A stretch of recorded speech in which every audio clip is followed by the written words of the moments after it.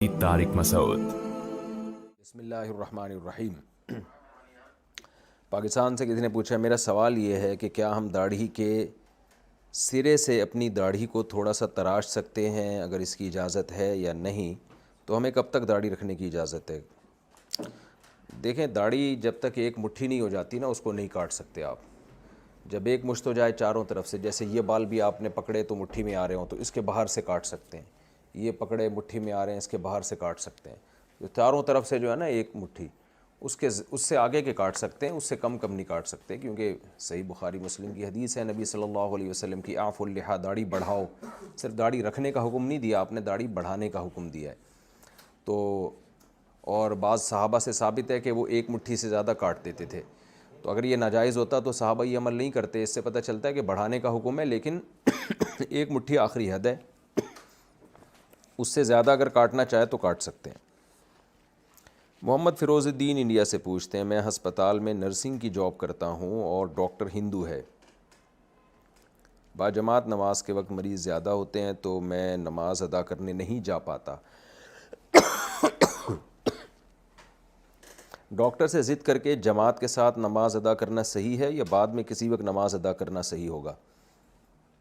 دیکھیں، جماعت سے فرض نماز پڑھنا واجب ہے، جماعت چھوڑنا جائز نہیں ہے۔ تو پیشنٹ زیادہ ہوں کم ہوں اس سے کوئی فرق نہیں پڑتا۔ البتہ کوئی ایسا ایمرجنسی پیشنٹ ہے کہ آپ نے اگر جماعت سے نماز پڑھنے لگے تو اس کو نقصان ہوگا، اس پیشنٹ کو اس کی بہت زیادہ تکلیف ہو رہی ہے اس کو، یا اس کی جان پہ بنی ہوئی ہے، تو ایسی مجبوری میں تو آپ جماعت سے نماز چھوڑ سکتے ہیں۔ ادروائز نارمل جو پیشنٹ ہوتے ہیں تو وہ ویٹ کریں آپ کا، کیونکہ اللہ تعالیٰ کا حکم ہے نماز جماعت ہی سے پڑھنی ہے، تو اس لیے آپ جماعت سے نماز پڑھیں۔ باقی یہ کہ ڈاکٹر ہندو ہے تو آپ اس کو محبت سے سمجھائیں، آپ کے اگر باس ہے تو جو بھی ماتحت ہوتے ہیں نا اپنے باس کو اگر بدماشی سے بات کرتے ہیں تو پھر معاملہ خراب ہوتا ہے، اس کو رسپیکٹ دے کے، اس کو عزت دے کے آپ بات کر لیں، اور آپ ان سے یہ کہہ دیں، تھوڑا ہدیہ ودیہ بھی دے دیا کریں ایسے موقع پہ، اس سے اچھا اثر پڑتا ہے۔ تو کہہ دیں گے سر یہ ہمارے مذہب کا حصہ ہے، آپ ہمیں جماعت سے نماز سے نہ روکیں، ہمارے مذہب میں اسلام میں سب سے اہم چیز ہی نماز ہے۔ تو اس کو کچھ گفٹ بھی دیں، تھوڑا عزت سے بات کریں، تو امید ہے انشاءاللہ آپ کو اجازت دے دے گا وہ۔ بہرحال جماعت سے نماز پڑھنا ضروری ہے۔ محمد سعد الحسن راولپنڈی سے، میں گھر میں صاف پانی پہنچانے والی گاڑی چلاتا ہوں، کچھ گھر والے ٹپ کے طور پر 200-300 روپے دے دیتے ہیں، گاڑی میری اپنی نہیں ہے، میں صرف ڈرائیور ہوں، کیا یہ ٹپ میرے لیے جائز ہے؟ کیوں نہیں جائز بھائی، جب آپ کو ایک چیز فری پاکٹ میں مل رہی ہے تو اللہ کی نعمت سمجھ کے کھاؤ اس کو، ماشاءاللہ۔ محمد عرفان علوی مداری، ضلع سدھارتھ نگر، اتر پردیش، انڈیا۔ بڑا لمبا نام ہے بھائی، لوکیشن بھی ماشاءاللہ۔ اگر ہم کسی لڑکی سے محبت کریں اور اس سے ایک طویل مدت تک بات چیت کرتے رہیں مگر خرافات سے دور رہیں، لڑکی تقریباً ہزاروں بار وعدہ کر چکی ہو کہ آپ سے شادی کروں گی، اس کے لیے قسمیں کھائی ہوں اور بہت کچھ کیا ہو، مگر آخر میں وعدہ خلافی کر جائے، آخر میں ہی ہوتا ہے سب کچھ میرے بھائی، اینڈ میں جا کے مسئلہ خراب ہوتا ہے، تو ایسی صورت میں لڑکی کا یہ عمل از روئے شریعت کیسا ہے؟ کیا اس پر اللہ کے ہاں اس کو جواب دینا پڑے گا یا نہیں؟ حالانکہ لڑکا پڑھا لکھا ہوشیار ہے، ہوشیار ہوتا تو بیوقوف بنتا ہے اس لڑکی سے، اس میں کوئی کمی نہیں ہے۔ لڑکے کا اپنے بارے میں یہی خیال ہوتا ہے کہ مجھ میں کوئی کمی نہیں ہے، یہ تو اس سے پوچھیں سامنے والی سے۔ دیکھیں، یہ جو لڑکی سے محبت ہو کر طویل عرصے تک آپ اس سے بات چیت کرتے رہیں، آپ یا کوئی بھی، تو یہ جائز نہیں ہے، یہ ناجائز عمل ہے۔ اسلام نے آپ کو ایک نظر دیکھنے کی اجازت دی ہے، اس کے بعد ہاں کریں یا نہ کریں۔ یہ جو گپیں لگانا شروع کر دیتے ہیں لڑکا لڑکی آپس میں، ناجائز اور برا عمل ہے، حرام عمل ہے۔ تو باقی ہزاروں بار وعدہ کر چکی ہو، پھر قسمیں بھی کھائی ہوں، تو یہ خود ایک دھوکہ دیا اس نے، تو دھوکے کا اس کو بھی گناہ ہوگا، اللہ کے ہاں جواب دہ ہوگی کہ پہلے وعدے کیوں کیے اور بلا وجہ وعدے توڑ کیوں رہی ہے۔ لیکن بات یہ ہے نا کہ یہ شروع سے ہی غلط ہو رہا ہے، تو شروع سے ہی عمل غلط ہو رہا ہے، فون پہ چپکے رہنا، لڑکی کے ساتھ باتیں کرتے رہنا، تو یہ غلط اور ناجائز عمل ہے، اس سے دونوں پر لازم ہے کہ توبہ کریں اور آئندہ اس سے اجتناب کریں۔ باقی اس نے کرنی ہے تو جو ہے وہ آپ پیغام بھیج دیں، ہاں کر دے ٹھیک ہے، نہ کر دے تو وہاں سے جان چھڑائیں، کہیں اور نکاح کا پیغام بھیجیں، وہ تو وہ کرے گی جو وہ جو اس کی سمجھ میں آ رہا ہے، آپ وہ کریں جو آپ کی سمجھ میں آ رہا ہے، اور سب سے پہلے شریعت کو دیکھیں۔ بنت داود اسلام آباد سے، کیا نیٹ ورک مارکیٹنگ لڑکیوں کے لیے جائز ہے؟ کیونکہ اس میں ہمیں ممبرز بنانے کے لیے لڑکوں کو مارکیٹنگ کی طرف بلانے کے لیے کھل کر بات چیت کرنی پڑتی ہے، اس پر روشنی ڈالیے۔ نیٹ ورک مارکیٹنگ نہ لڑکیوں کے لیے جائز ہے اور نہ لڑکوں کے لیے جائز ہے۔ ممبر بناتے ہیں اس میں اور چیزیں بیچتے ہیں، اس کی مارکیٹ ویلیو سے زیادہ پہ بکتی ہے چیز، اگلا زیادہ ویلیو پہ لے اس لیے رہا ہے تاکہ وہ آگے لوگوں کو ممبر بنا کے کمیشن حاصل کرے، اور بنا پائے گا تو ٹھیک ہے، نہیں بنا پائے گا تو وہ پیسے اس کے ضائع ہوں گے۔ تو اس پہ کافی ڈیٹیل سے پہلے بھی ہم تفصیلی کلپ ریکارڈ کروا چکا ہوں، اور ریٹن میں بھی اس پہ جواب دیا جا چکا ہے۔ تو یہ ناجائز طریقہ ہے۔ آپ نے کوئی چیز پروڈکٹ بیچنی ہے، سیدھا سیدھا بیچیں آپ اس کو، یہ کیوں کہہ رہے ہیں آگے 5 کو آپ نے بکوا دی تو چلو 5 کو جس کو بکوائیں گے اس کا کمیشن ملنا بھی سمجھ میں آتا ہے، وہ 5 آگے جس کو بکوائیں گے اس کا کمیشن اس کو کس خوشی میں مل رہا ہے، اور اسی کمیشن کی لالچ میں جو ایک موہوم ہے اس پہ لوگ یہ چیز خرید رہے ہوتے ہیں۔ تو یہ خرید و فروخت کا جائز طریقہ نہیں ہے، سیدھا سیدھا ایک جو نیچرل طریقہ خرید و فروخت کا رکھا ہے تو وہ ہو۔ اور اگر بکوانے کا کمیشن دینا ہے تو یہ آدمی جتنوں کو بکوا دے تو کہیں کہ جتنوں کو بکواؤ گے اس کا میں کمیشن دوں گا، یہاں تک ٹھیک ہے، آگے وہ جو بکوا رہے ہیں اس کا کمیشن جو اس کو مل رہا ہے پہلے شخص کو، یہ غلط ہے۔ تو خلاصہ یہ کہ نیٹ ورک مارکیٹنگ بالکل جائز نہیں ہے، نہ لڑکیوں کے لیے نہ لڑکوں کے لیے۔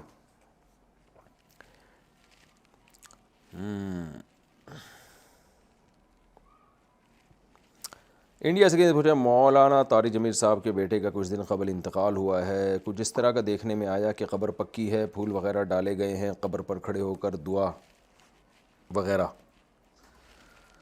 لوگ اعتراض کر رہے ہیں کہ سعودیہ میں صحابہ کی قبروں کو ڈھانے کی حمایت کی تھی ان لوگوں نے، اور اب خود یہ کچھ کر رہے ہیں، برائے مہربانی روشنی ڈالیے۔ بھائی ان کی باتیں انہی سے پوچھو، ہم تو شرعی مسئلہ بتاتے ہیں۔ مجھے نہیں پتہ قبر پکی بنائی ہے کہ نہیں بنائی ہے، مجھے اس بارے میں ڈیٹیل معلوم نہیں ہے۔ مسئلہ شریعت کا میں بتا سکتا ہوں، جو علماء بتاتے ہیں، جو کتابوں میں لکھا ہوا ہے اور قرآن و سنت سے ثابت ہے کہ قبر پکی کرنا جائز نہیں ہے، قبروں پہ پھول ڈالنا بھی جائز نہیں ہے، باقی قبر کے قریب کھڑے ہو کر دعا کرنا جائز ہے۔ تو دعا تو اچھی بات ہے، اگر کوئی دعا کر رہا ہے میت کے لیے، میت سے نہیں بلکہ میت کے لیے دعا کر رہا ہے تو یہ جائز عمل ہے۔ باقی صحابہ کرام کی قبروں کو جو سعودی عرب میں ڈھایا گیا تو ہر پکی قبر کو گرانے کا حکم ہے۔ صحیح مسلم کی حدیث ہے، حضرت علی رضی اللہ تعالیٰ عنہ کو نبی نے مدینہ میں بھیجا، فرمایا کہ جو قبر بھی ایک بالش سے اونچی نظر آئے، پکی قبر نظر آئے، ایک بالش سے اونچی قبر کے بارے میں تو صریح روایت ہے کہ اس کو برابر کر دو۔ تو وہی ہے کہ قبروں کو جب پکا بنانے سے بھی حکم دیا تو نہی عن المنکر تو یہی ہے نا کہ ان کو کچا کیا جائے۔ اچھا بھائی، حسیب صاحب اسلام آباد سے پوچھتے ہیں، اگر کوئی گناہ جاریہ کرے اور بعد میں توبہ تو کر لے، مگر جو گناہ کیا تھا اس کو مکمل طور پر جڑ سے ختم کرنے کا اختیار اب اس کے پاس نہ ہو، تو کیا پھر بھی اس کو گناہ ملتا رہے گا؟ جیسے کسی نے 2 نامحرموں کی دوستی کرا دی، اب توبہ تو کر لی مگر جن کی دوستی کروائی تھی ان کا تعلق تو ختم نہیں کروا سکتا، تو کیا پھر بھی گناہ ملتا رہے گا؟ جی، جیسے صدقہ جاریہ ہوتا ہے نا، نیکی جاری رہتی ہے، ایسے گناہ بھی جاری رہتا ہے۔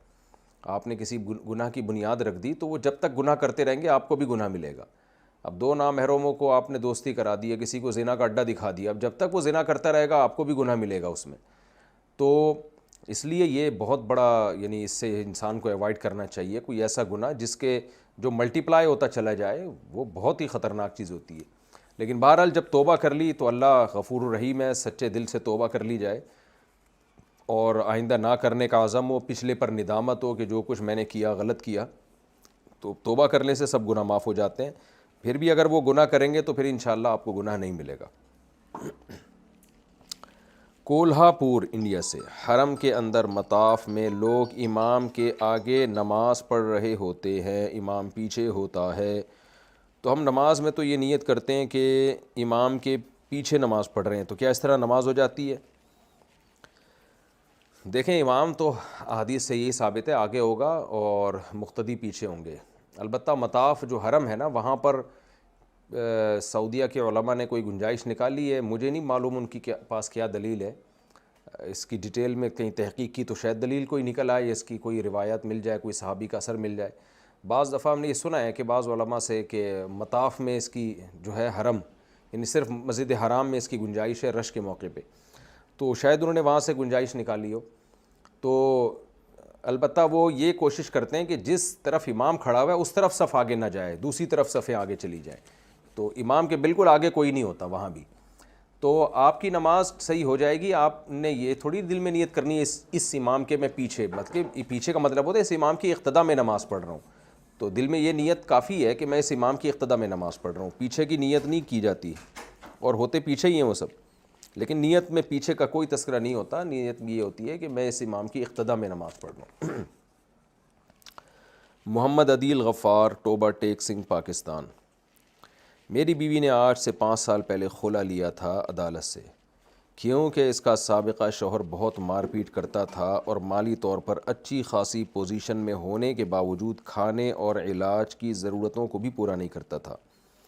پھر وہ طلاق دینے پر بھی رضامند نہ تھا اور دھکے دے کر اپنی بیوی کو گھر سے بھی نکال دیا تھا. تو کیا خلا شرعی طور پر ہو گیا اور ہمارا نکاح جائز ہوا یا نہیں؟ دیکھیں، اگر وہ شوہر یہ سارے کام کر رہا تھا تو غلط ہے، غلط کیا اس نے. لیکن بات یہ ہوتا ہے نا کہ جب بھی کوئی کسی پہ کیس کیا جاتا ہے تو صرف کسی کا دعویٰ قابل قبول نہیں ہوتا.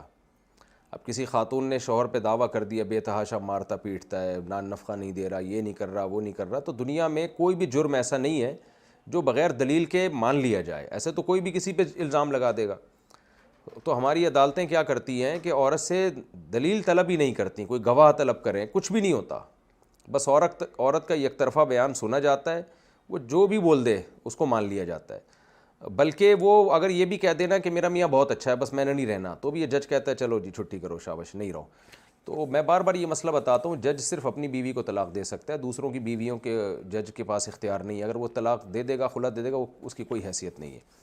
تو اب جج نے وہ شرعی اصولوں کی پابندی کی تھی یا نہیں کی تھی، عورت سے گواہ طلب کیے تھے، یا بعض دفعہ عورت کے پاس گواہ نہیں ہوتے لیکن مرد اقرار کر لیتا ہے کہ ہاں بھائی میں یہ سب کچھ کرتا ہوں، یا یہ بھی ہوتا ہے کہ مرد آتا ہی نہیں عدالت میں، اس کے نہ آنے کو ہم یہ سمجھ لیتے ہیں کہ چلو اس نے اقرار کر لیا، تو بعض دفعہ وہ آ بھی جاتا ہے عدالت میں. تو اس لیے میں نہیں کہہ سکتا کہ یہ خلا صحیح ہوا کہ نہیں ہوا، بلکہ آپ کو جو خلا کی پوری جو کارروائی ہے، جو جج نے جس پروسیس پہ عمل کیا ہے، وہ پوری کارروائی کسی قریبی دارالافتاء میں بھیج دیں آپ، کسی مدرسے میں جہاں مفتیان کرام ہوں معتبر. تو جب تک وہ خلا کے پورے ڈاکومنٹس نہیں پڑھیں گے، اس وقت تک نہیں اندازہ ہو سکے گا کہ یہ شرعی طور پہ بھی صحیح ہوا تھا کہ نہیں ہوا تھا. تو ہمارے پاس بھی بھیج سکتے ہیں آپ، یہاں جامعۃ الرشید بھی بھیج سکتے ہیں، جامعۃ الرشید احسن آباد کراچی کے ایڈریس پہ بھیج دیں، نیچے اپنا فون نمبر ڈال دیں. جو خاتون کے پاس تو ہوں گے نا وہ خلا کے ڈاکومنٹس، تو وہ مفتیان کرام دیکھ لیں گے عدالت نے اس میں کیا شرعی لحاظ سے کچھ، یعنی کوئی ایسا پروسیس ہے جو شرعی لحاظ سے یعنی اس کا کوئی تگ بنتا ہو، یا ایسے ہی بس پکڑا دیا خلا. تو وہ اگر وہاں سے آپ کو فتویٰ مل جاتا ہے کہ یہ خلا صحیح ہو گیا، مفتیان کرام بنوری ٹاؤن بھیج سکتے ہیں، دارالعلوم کرنگی بھیج سکتے ہیں، بہت سارے مدارس ہیں، کہیں بھی بھیج سکتے ہیں، یا جامعہ اشرفیہ چلے جائیں لاہور میں تو وہاں بھی بھیج سکتے ہیں آپ. تو فتویٰ لے لیں، علماء اس خلا کو پیپر کو پڑھ کے اندازہ لگائیں گے، اندازہ یعنی شرعی مسئلہ بتائیں گے کہ یہ خلا شریعت کے مطابق ہوا بھی ہے کہ نہیں ہوا. اگر ہو گیا فتویٰ تو پھر ٹھیک ہے، آپ کا نکاح صحیح ہے. اور اگر وہاں سے فتویٰ ملتا ہے کہ عدالت کا یہ خلا کالعدم ہے، جیسے کہ 90% کالعدم ہی ہوتا ہے، تو پھر آپ کے لیے اس خاتون سے نکاح جائز نہیں ہے جب تک کہ اس مرد سے طلاق نہ لے لی جائے. اور اگر مرد جو ہے وہ طلاق دینے پر آمادہ نہیں ہے کسی بھی صورت میں، تو پھر کیا کیا جائے، کیونکہ کورٹ تو پھر شریعت کا خیال نہیں کرتی. تو پھر مرد اگر آمادہ نہیں ہے تو پھر آپ ایسا کریں، جہاں بھی آپ رہتے ہیں وہاں معتبر علماء ہو، معتبر مفتیان کرام ہو، کوئی معتبر ادارہ ہو، جیسے یہی جو میں نے مدارس کے نام لیے، دارالعلوم کرنگی ہے، جامعۃ الرشید ہے، یا بنوری ٹاؤن ہے، یا جامعہ اشرفیہ لاہور ہے، یا پشاور کی سائٹ پہ اکوڑا خٹک وغیرہ، جو بھی بڑے معتبر مدارس ہیں. تو آپ پھر ایسا کر لیں کہ وہاں مفتیان کرام کو آپ بیچ میں ڈالیں، کیونکہ جماعت المسلمین کو بھی اللہ نے حق دیا ہے کہ جب شرعی عدالت نہ ہو تو جماعت المسلمین یعنی علماء کی ایک جماعت جو ہے وہ بھی فیصلہ کر سکتی ہے. تو وہ پھر دیکھیں گے اس کیس میں کہ یہ شوہر واقعی ظالم ہے یا نہیں ہے، وہ جج کریں گے. اگر وہ نکلا ظالم، عورت سے دلائل طلب کریں گے، مرد کا بیان لیں گے. اگر وہ ظالم نکلا تو اس سے طلاق لی جائے گی، نہیں طلاق دیتا تو پھر علماء کی جماعت عورت پہ طلاق واقع کر دے گی. اور اگر وہ ثابت ہو گیا کہ نہیں ظالم نہیں ہے، عورت کے الزامات جھوٹے تھے، تو عورت کا کیس خارج کر دیا جائے گا. تو جہاں شرعی عدالت اپنی ذمہ داری پوری نہ کر رہی ہو تو پھر علماء کی کمیٹی کے ذریعے بھی نکاح ختم کروایا جا سکتا ہے ایک پروسیس کے تحت. اس پروسیس پہ عمل کیا جائے. ادروائز کسی کے لیے جائز نہیں ہے کہ ایسی خاتون سے نکاح کر لے.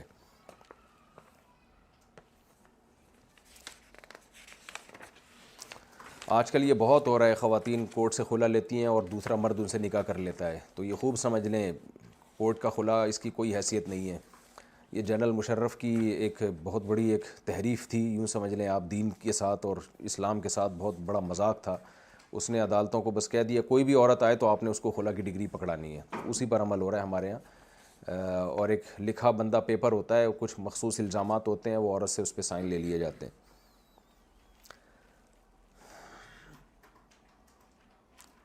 ہمارے نزدیک یہ بھی جائز ہے کہ اگر شوہر واقعی ظالم ہو نا، واقعی ظالم ہو، تو پھر مار پیٹ کے بھی اس سے طلاق نکلوائی جا سکتی ہے. پولیس والوں کو بتا دیا جائے چھپڑ میں لے جا کے، یار یہ بندے کو ذرا دو چپ لگاؤ، اس کو زبان سے طلاق نکلواؤ، اگر واقعی ظالم ہو. بعض دفعہ خاتون جھوٹا بھی الزام لگا رہی ہوتی ہے، لیکن اگر پتہ چل جائے کہ یار یہ سچ بول رہی ہے تو پھر زبردستی بھی اس سے طلاق لی جا سکتی ہے. اصل تو شریعت نے یہ کہا ہے کہ عورت پیسے دے کے اس سے طلاق لے، جس کو خلا کہتے ہیں. خلا بھی طلاق ہی ہوتا ہے، فرق یہ ہوتا ہے کہ اس میں عورت کی طرف سے آفر ہوتی ہے اور عورت مہر معاف کر کے اس سے ڈیورس لے رہی ہوتی ہے. تو مہر اس کو دے دیا جائے، کچھ اور بھی لوگ اس سے تعاون کریں، اس کا منہ بند کر دیا جائے پیسے دے کے، یار تو طلاق دے، اس کی جان چھوڑ. تو اس سے بھی نہ مانے اور پتہ چلے کہ واقعی یہ ظالم ہے تو پھر اس کو ٹارچر کر کے بھی اس سے زبان سے طلاق نکلوائی جا سکتی ہے. یہ ایسی مجبوری میں یہ عمل جائز ہوگا. تہذیب انصاری صاحب کہتے ہیں جھانسی یو پی انڈیا، کیا مردوں کو بھی باریک کپڑا پہننا حرام ہے یا ان کے لیے جائز ہے؟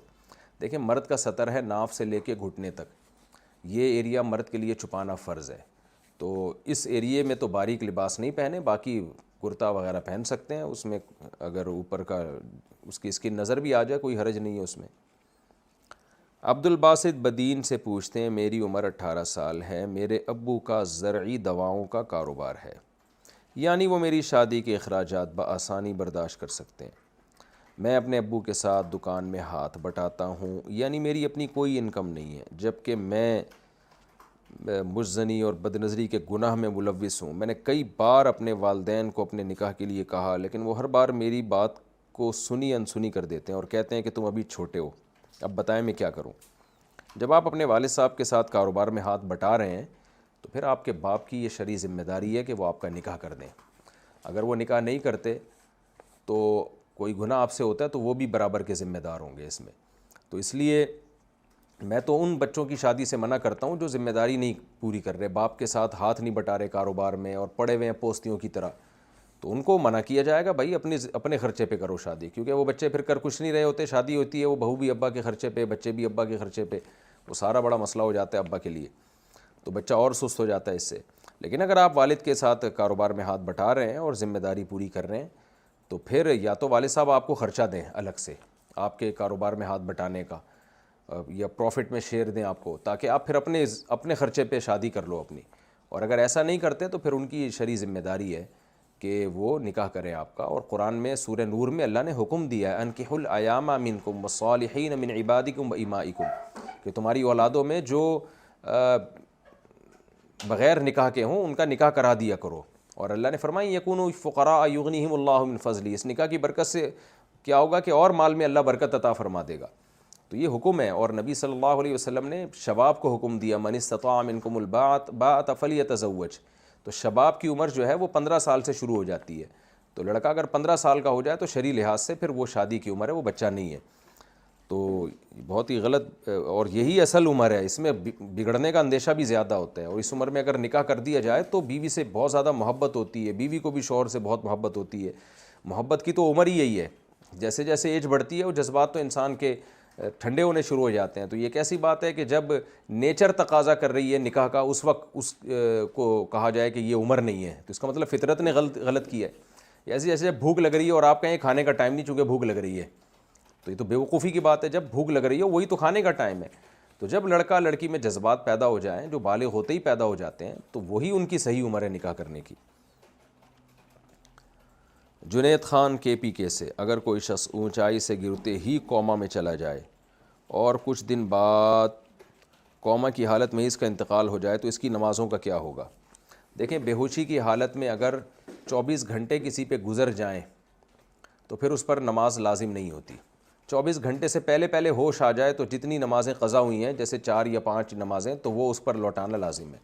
لیکن اگر 24 گھنٹے گزر گئے اور وطر سمیت 5 وطر کے علاوہ جو 5 نمازیں ہیں وہ یعنی 6 نمازیں اس پر قضا رہ گئیں، یعنی 24 گھنٹے میں ہی ظاہر ہے ایسا ہوتا ہے، تو پھر وہ اگر اس کو ہوش آ بھی جائے نا تو وہ نماز اس پر پڑھنا لازم نہیں ہوتی، کیونکہ وہ اس پر واجب ہی نہیں ہوئی تھی، اس میں ہوش ہی نہیں تھا اس کو۔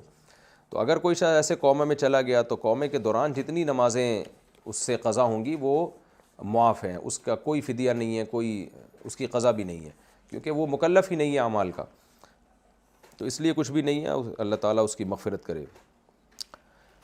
امریکہ سے نے پوچھا ہے، کیا باپ اپنی بالغ بیٹی کو اپنے آپ سے لپٹا سکتا ہے یا اس کا بوسہ لے سکتا ہے، یا کوئی اپنی کسی شاگرد کو لپٹا سکتا ہے اور اس کے سر کا بوسہ لے سکتا ہے؟ دیکھیں، شاگردہ تو نامحرم ہوتی ہے، اور جب 7 سال سے بچی کی عمر بڑھ جائے نا تو پھر کوئی بھی اس سے ہاتھ کا مذاق جائز نہیں ہے، نہ استاذ کے لیے اور نہ ہی کسی اور غیر محرم کے لیے۔ تو بعض لوگ کیا کر رہے ہوتے ہیں، میری شاگرد ہے، 8-9 سال کی، 10 سال کی بچیاں ہوتی ہیں، ان کا بوسہ لے رہے ہوتے ہیں، یہ شہوت پرستی کا دور ہے، بڑے بڑے ٹھرکی یہاں پائے جاتے ہیں، یہ بالکل ناجائز ہے۔ تو بالکل بچیوں کے بس سر پہ ہاتھ رکھیں، اس سے زیادہ نہیں۔ ہاں، اپنی بیٹی اگر ہے تو باپ بیٹی کا رشتہ ایسا نہیں ہوتا کہ اس میں کوئی شہوت کا خطرہ ہو، تو اس میں جائز ہے بچی کے سر پہ پیار کرنا، اس کے پیشانی پہ بوسہ لینا، یہاں تک جائز ہے۔ لیکن اگر بالکل ینگ لڑکی ہے، بیٹی ہے، تو اس کو گلے لگانا، یعنی جیسے باقاعدہ مردوں سے گلے مل رہے ہوتے ہیں چپکا کے، تو یہ غیرت اور حمیت کے خلاف ہے، یہ حیا کے خلاف ہے۔ اور بعض ایسے کیسز بھی آتے ہیں، مرد بڑے غیرت لیس مرد بھی پائے جاتے ہیں، دنیا میں ہر جگہ ہی پائے جاتے ہیں، ہمارے یہاں بھی، ملک میں بھی، یعنی دنیا میں ہر جگہ ہوتے ہیں ایسے بے غیرت قسم کے لوگ۔ تو ایک برے آدمی کی وجہ سے 100 پہ پابندیاں لگانی پڑتی ہیں، تو اس لیے یہ طریقہ ہی ٹھیک نہیں ہے کہ باپ اپنی جوان بیٹی کو بالکل جو ہے نا اس کے سینے کو اپنے سینے سے لگائے، یہ ٹھیک نہیں ہے۔ بہت زیادہ ہو گیا تو بس اپنے یعنی اس کا سر جو ہے نا، بچی کا سر، جو جوان بیٹی ہے، اس کا سر اپنے کندھے پہ رکھ لے، بس ایسے پیار کر لیں، یہ کافی ہے، اتنی محبت۔ اور ایسا ہی ہماری سوسائٹی میں ہوتا ہے اور یہی اچھا سمجھا جاتا ہے، اس سے زیادہ غیرت کے خلاف ہے، شرم بھی ہے، شرم یعنی بے شرمی کی بات بھی ہے یہ۔ تو اس لیے بچی جب جوان ہو جائے تو اس کی پیشانی پہ پیار کر لیں، یا اس کو اپنے کندھے سے، سر سے، یہاں اس کا سر جو ہے اپنے کندھے پہ لگا کے اس کے سر پہ ہاتھ رکھ لیں، بس اتنا کافی ہے، اس سے زیادہ آگے بڑھنے کی اجازت نہیں ہے۔ یہ شہوت پرستی کا دور ہے اور حیا کے بھی خلاف ہے نا، کوئی شہوت کا خطرہ نہ بھی ہو تو حیا تو بہرحال خلاف ہے یہ۔ علی صاحب UK سے کہتے ہیں، میری ایک لڑکی سے شادی ہونے والی تھی، میری شروع سے ہی یہ شرط تھی کہ ٹائٹ کپڑے نہیں پہننے، جینز وغیرہ نہیں پہننی۔ اب جب کہ شادی کی تاریخ قریب آئی تو وہ لڑکی عبایا، اسکارف وغیرہ سے انکار کر رہی ہے، کہہ رہی ہے کہ کرنی ہو تو کرو ورنہ ختم کرو۔ مجھے یہ حکم چلانے والے مرد بالکل پسند نہیں ہے، باقی ہر لحاظ سے تو لڑکی ٹھیک ہے، طلاق یافتہ ہے، ساتھ ایک بچہ بھی ہے، مجھے کیا کرنا چاہیے؟ انکار کر دیں آپ اس رشتے سے، بعد میں بڑی مصیبت بن جائے گی آپ کے لیے، کیونکہ بچیاں ماں کو فالو کرتی ہیں، آپ کی کل آگے اولاد ہوئی وہ بھی نہیں پہنے گی، بہت مشکل ہوتی ہے۔ اگر ماں پردہ نہیں کرتی نا تو باپ اپنی بچیوں کو پردہ نہیں کرا سکتا۔ تو ایک تو طلاق یافتہ بھی ہے، بچہ بھی ہے، پھر بھی اتنے نخرے، تو اتنی قربانی دینے کے لیے تیار نہیں ہے کہ اسکارف لے لے وہ، تو اس لیے میرا مشورہ یہی ہے کہ منع کر دیں وہاں پہ آپ، ورنہ بات کی پھر مصیبت ہی رہے گی۔ باقی یہ کہ حکم چلانے والے مرد پسند نہیں ہیں، بلا وجہ کے حکم چلانے والے مرد تو کسی کو بھی پسند نہیں ہوتے، لیکن جو جائز حکم ہے وہ تو مرد کا حق ہے، جب وہ بیوی کا سارا نان نفقہ اٹھا رہا ہے، اس کو شیلٹر دے رہا ہے، تو شریعت نے کچھ عورت پہ بھی تو ذمہ داریاں ڈالی ہیں نا، وہ ذمہ داریاں یہی ہیں کہ بھئی اگر آپ جائز باتوں میں آپ کو شوہر کی اطاعت کرنی ہے، اسلام میں مرد اور عورت برابر نہیں ہیں، الرجال قوامون علی النساء، مرد کو اللہ نے سربراہ بنایا ہے۔ یہ یورپ کا نظام ہے کہ مرد اور عورت سیم ہے، اس کا نتیجہ یہ نکلا ہے کہ وہاں کا خاندانی نظام ہی تباہ و برباد ہو گیا، تو شادیاں ہی ختم ہو گئیں، کیونکہ مرد کو پتہ ہے کہ ایک ٹینشن لے کر آ رہا ہوں میں اپنے لیے، تو اس لیے وہ شادیاں نہیں کرتے، پھر وہ ٹیشو پیپر کی طرح عورت کو استعمال کرتے ہیں، اور جب ہوس کا نشانہ بن جاتی ہے تو اس کو نظر انداز کر دیتے ہیں۔ چند بڈھے ہیں جو وفا کرتے ہیں، بڑھاپے میں جا کے شادی کر کے، لوگ پھر ہمیں مثالیں دیتے ہیں کہ دیکھیں وہ انگریز کیسا وفادار ہے اپنی بیوی کے ساتھ، تو 55 سال کا بڈھا تو وفا ہی کرے گا، اب رہ کیا گیا اس میں۔ تو اس سے پہلے جو ہے نا، وہ جو سوسائٹی میں جو ہمارے سیکولر اور لبرل طبقہ کر رہا ہے، گدھے گھوڑوں کتوں جیسی زندگی گزار رہا ہے، کبھی ادھر منہ کالا کیا، کبھی ادھر منہ کالا کیا، تو یہ سارا اسی کا نتیجہ ہے کہ عورت اور مرد کو برابر فرض کر لیا ہے۔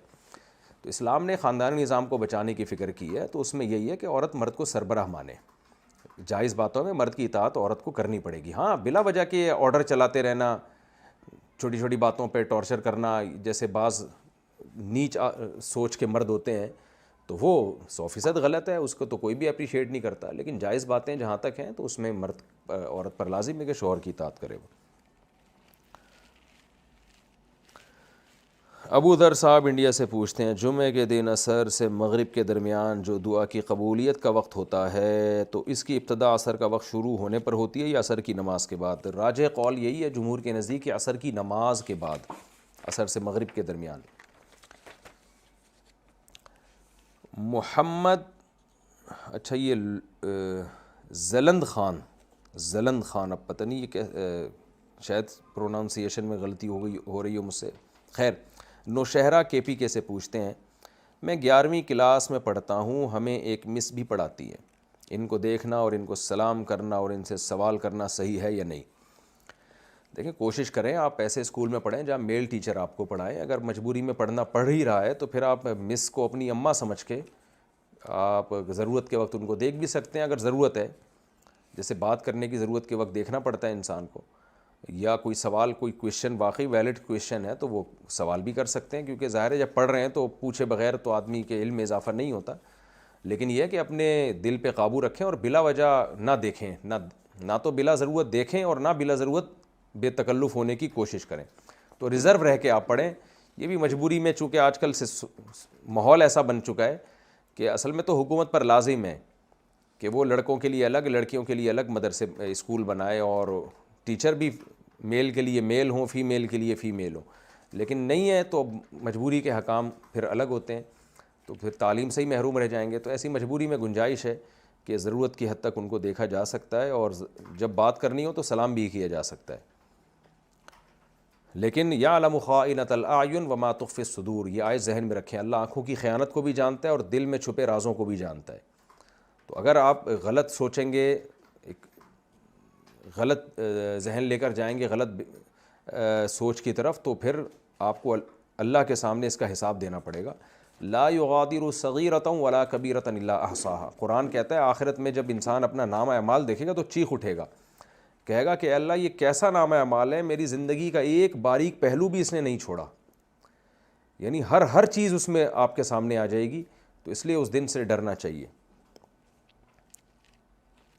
مسز حسین اسلام آباد سے پوچھتی ہیں, کمیٹی ڈالنے کے بارے میں کیا حکم ہے؟ نیز خواتین کا ڈراموں میں کام کرنا کیسا ہے؟ جو خواتین ڈراموں میں کام کر رہی ہیں تو ان کی کمائی کیا حرام ہے؟ کمیٹی ڈالنا تو جائز ہے, لیکن اس میں بعض دفعہ جو یہ ہوتا ہے نا کہ ایک کمیٹی کی ایک صورت یہ بھی ہوتی ہے کہ جتنے پیسے آپ نے دیے اس سے زیادہ آپ کو مل رہے ہوتے ہیں, تو یہ ناجائز ہے. لیکن جتنے پیسے دیے اتنے ہی اگر مل رہے ہیں تو یہ جائز عمل ہے, اس میں کوئی حرج نہیں ہے. ایسا ہی ہے, سب نے مل کے ایک آدمی کو قرضہ دے دیا, پھر ان سب نے مل کے دوسرے کو قرضہ دے دیا, پھر ان سب نے مل کے تیسرے کو قرضہ دے دیا, اس طرح سے چل رہا ہوتا ہے کمیٹی میں, تو جائز عمل ہے. باقی یہ کہ خواتین کا ڈراموں میں کام کرنا جائز نہیں ہے بالکل, اور اس کی ارننگ بھی حرام ہے. حسنین صاحب بھکر سے, ہمارے ہاں لوگ ایک کام کر رہے ہیں جس کا نام RRT ہے, اس میں کچھ پیسے انویسٹ کرنے ہوتے ہیں جس کا روزانہ 2% یا اس سے تھوڑا بہت کم نفع ہوتا ہے.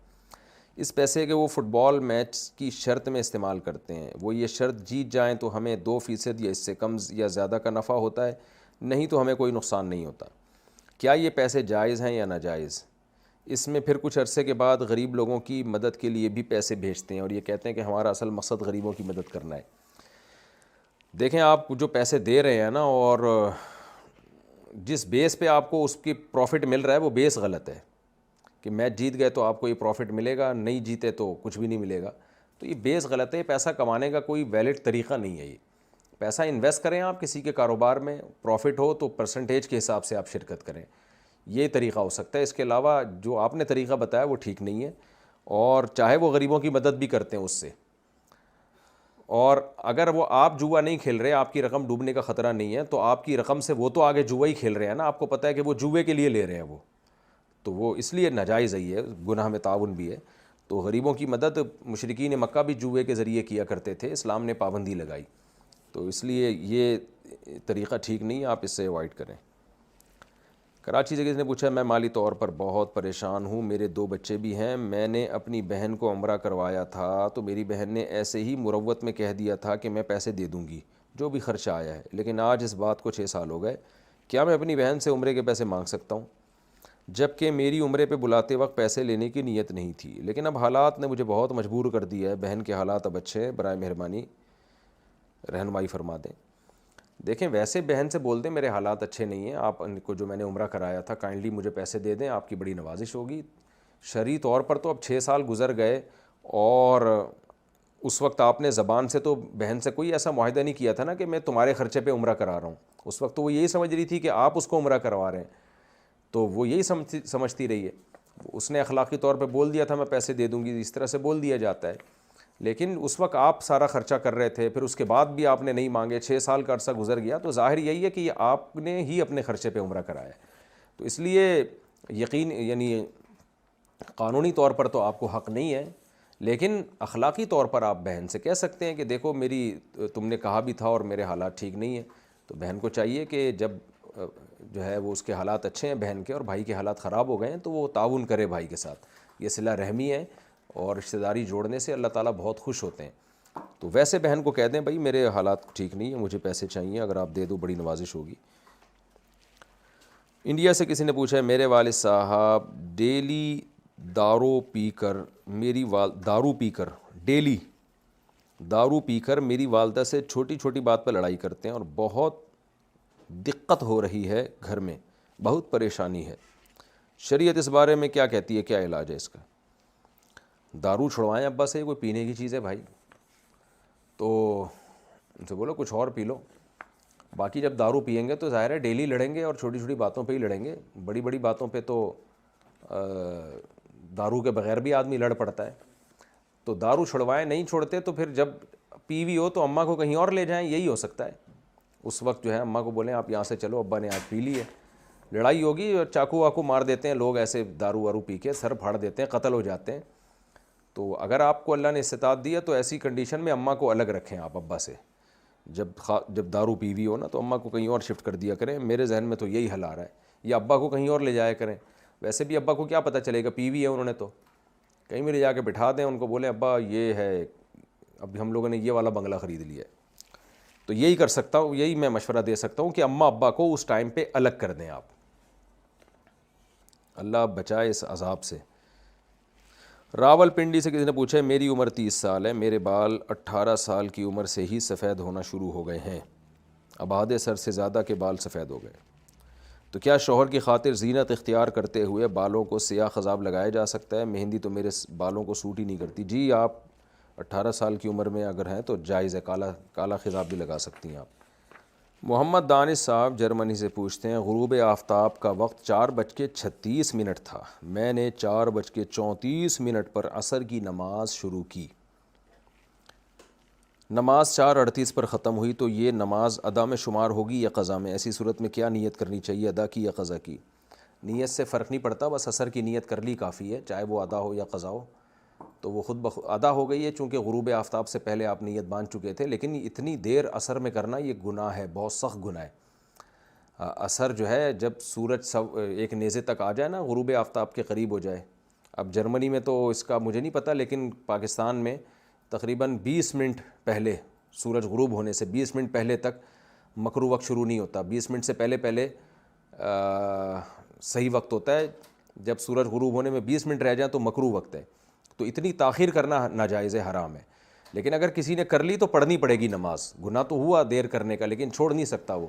تو اس لیے آپ نے بھی بہت دیر کی ہے, اس میں گناہ ہوا, توبہ استغفار کریں, لیکن نماز آپ کی ہو گئی. کوئٹہ سے کسی نے پوچھا میرے بھائی کے دونوں پیروں کا آپریشن ہوا ہے, وہ وضو پاکی وغیرہ نہیں کر سکتا, بستر پر ہی سب کچھ ہوتا ہے اس کا, تو پوچھنا یہ کہ نماز کس طرح پڑھے؟ اللہ تعالیٰ اس کو شفا دے بھائی. دیکھیں بستر پہ ہی ہوتا ہے لیکن پیمپر وغیرہ تو لگاتا ہوگا نا وہ, تو اگر وہ بیساکھی سے بھی نہیں چل سکتا, کوئی 2 بندے سہارے سے بھی اس کو واش روم نہیں لے جا سکتے, تو پھر ایسا ہو کہ وہ پھر مجبوری ہے, اس میں پھر بستر ہی پہ اس کے لیے پانی کا انتظام کر دیا جائے جس سے وہ وضو کر لے, اور 2 نمازیں اکٹھی پڑھے. وہ اکٹھی کا مطلب قضا کر کے نہیں, بلکہ ظہر کو ایسے ٹائم پہ پڑھے کہ بس ظہر کا سلام پھیرے اور ادھر عصر کا ٹائم داخل ہو جائے، یعنی 1-2 منٹ کے بعد، تاکہ ایک ہی وضو سے ظہر عصر پڑھ لے۔ اسی طرح مغرب کو بالکل اینڈ میں لے جائے، مغرب پڑھتے ہی فوراً عشاء پڑھ لے۔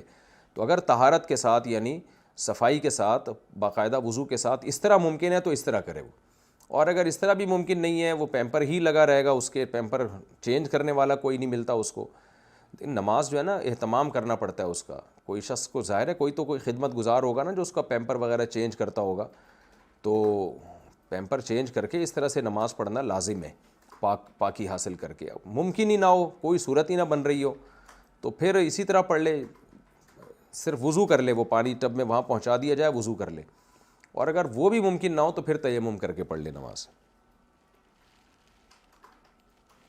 لیکن ایسا ہوتا نہیں ہے، عام طور پر اتنا تو ہو جاتا ہے کہ واش روم تک اٹھا کے لے جائیں اس کو، کوئی خدمت کرنے والوں کو چاہیے تھوڑی ہمت کریں نا۔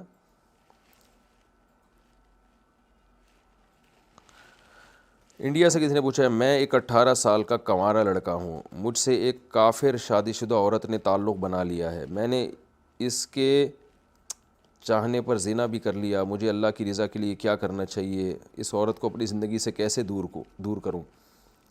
آج کل لوگ زنا کی بات ایسے پوچھ رہے ہوتے ہیں جیسے کوئی بہت ہی ہلکی سی بات ہے، لوگ بتا رہے ہوتے ہیں مجھ سے زنا ہو گیا، مجھ سے، بھائی کیسے ہو گیا زنا؟ زنا کوئی ہلکی چیز ہے؟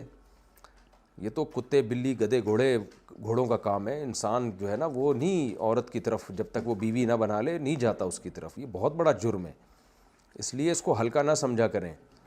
اور اس کا ایک دنیا میں بڑا وبال یہ آتا ہے کہ پھر زنا کرنے والا توبہ کرتا ہے، پھر توبہ توڑ دیتا ہے، پھر کرتا ہی رہتا ہے، لت پڑ جاتی ہے۔ تو آپ سے ایک جرم ہو گیا، اب آپ 2 رکعت پڑھ کے خوب گڑ گڑائیں اللہ کے سامنے، بہت روئیں، جتنا رونا نہیں آتا رونے کی صورت بنا لیں، اور اللہ کے غضب کو ٹھنڈا کرنے کے لیے کچھ صدقہ خیرات بھی کر لیں، اور پھر آئندہ اس عورت کا نمبر بھی بلاک کریں اور بالکل تعلق ختم کر دیں۔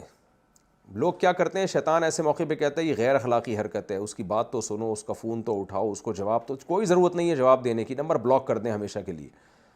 تو ورنہ یہ اس گند میں ایک دفعہ پڑ گئے نا آپ تو یہ بار بار ہوگا، اور پھر وہی گدھے گھوڑوں والی زندگی بن جاتی ہے زانی کی۔ 3 پیس سوٹ ٹائی میں گھومنے والا اللہ کی نظر میں مہذب نہیں ہے۔ 3 پیس سوٹ ٹائی والے آپ کو بہت مل جائیں گے، اور اللہ کی نظر میں مہذب وہ ہے جو اس گندگی سے بچتا ہے۔ یہ گدھے گھوڑوں والا کام ہے، کتے بلی والا کام ہے، یہ ذہن میں رکھیں۔ تو آج کل لڑکوں میں یہ گدھے گھوڑوں والا کام بہت ہو رہا ہے۔ تو اللہ نے ایک ہی راستہ رکھا ہے جو عزت دار لوگوں کا کام ہے، جو تہذیب یافتہ لوگوں کا کام ہے، کہ عورت کو بیوی بنا کے گھر میں لاتے ہیں، پھر اس سے اپنا ریلیشن ہوتا ہے، اس سے اولاد ہوتی ہے، ایک محبت ہوتی ہے، خاندان بنتا ہے۔ تو جو ہو گیا، اب ظاہر ہے وہ عمل ریورس تو نہیں ہو سکتا، اب 2 رکعت پڑھ کے خوب گڑ گڑا کے اللہ سے توبہ کریں، رونا نہ آئے تو رونے کی صورت بنا لیں، اور پھر اس کو ہمیشہ کے لیے بھول جائیں، تو دماغ سے نکال دیں کہ مجھ سے کیا ہوا تھا، کبھی کسی سے تذکرہ بھی نہ کریں، کبھی ذہن میں سوچیں بھی نہیں اس کو، تو سوچنے سے بھی نحوست آتی ہے انسان پر، تو سوچیں بھی نہیں اس کو، اور کچھ صدقہ خیرات بھی کر دیں۔ اور میں نے بتایا کہ آئندہ قریب، قرآن میں اللہ نے کہا نا لا تقربوا الزنا، زنا کے قریب بھی مت پھٹکو، ایسا کام ہی نہ کرو جس سے انسان کی طبیعت زنا کی طرف جاتی ہے، اور جلد اگر آپ کی شادی نہیں ہوئی تو جلد سے جلد نکاح بھی کریں آپ۔ اب یہ آپ نے پوچھا عورت کو اپنی زندگی سے کیسے دور کروں، بلاک کر دیں ایک دفعہ، ختم، دوبارہ رابطہ کرنے کی کوشش کرے تو اسے طبیعت سے اس کو جواب دے دیں۔ ویسے ذرا اپنے پیسے پھنسے ہوئے ہوں کہ ایسے لوگ گالیاں نکال رہے ہوتے ہیں میرے پیسے دے، اور جب ایسا مسئلہ آتا ہے عورت کا تو بڑے ملنسار بن جاتے ہیں، ایکچولی آپ مجھ سے تعلق نہ کریں، یہ ایکچولی کی ضرورت نہیں ہے بھائی، اس کو طبیعت سے سنا دو کہ تو کتوں والی زندگی گزار رہی ہے، مجھے کیوں کتا بنا رہی ہے، اس کو بولا تمہارے ایسا ہوتا ہوگا بھائی، یہ گدھے گھوڑے والا حساب ہمارے یہاں نہیں ہوتا، اب دفع ہو جاؤ، دوبارہ آئی تو میں دیکھتا ہوں پھر کیا کرتا ہوں تیرے خلاف، کو ایسی دھمکی دیں اور ہمیشہ کے لیے بلاک کر دیں۔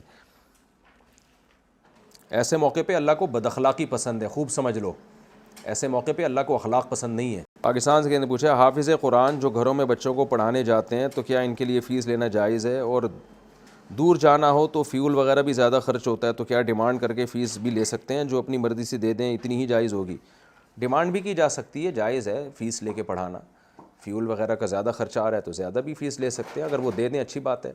قاریوں کا مسئلہ یہ نہیں ہے کہ وہ فیس لینا صحیح ہے یا نہ لینا، فیس تو لیں آپ جب محنت خرچ ہو رہی ہے، مسئلہ ہے کہ پڑھاتے نہیں ہیں، آج کل بہت کم قاری ہیں جو بچوں پہ محنت کر کے پڑھاتے ہیں، اکثر میں نے ایسے قاری دیکھے ایک فارمیلٹی پوری کر رہے ہوتے ہیں، اس گھر میں گئے وہاں بچے کو بٹھایا اور 1-2 لائنیں پڑھائی اور ماں باپ سمجھ رہے ہوتے ہیں بچہ ہمارا پڑھ رہا ہے، کیونکہ ماں باپ کو خود بھی نہیں آتا، اور پھر وہ ٹرخانے والا کام کیا، پھر دوسرے گھر چلے گئے، وہاں بھی ایسی ٹرخایا اور مہینے کی اچھی خاصی تنخواہ جمع کر لی، پیسے چھاپ رہے ہیں، بچوں کی بیڑا غرق ہو رہا ہے، اور ماں باپ کو سمجھتے ہیں بس ہم نے اپنا فرض ادا کر لیا جی، ہم نے گھر میں قاری لگوا دیا ہے۔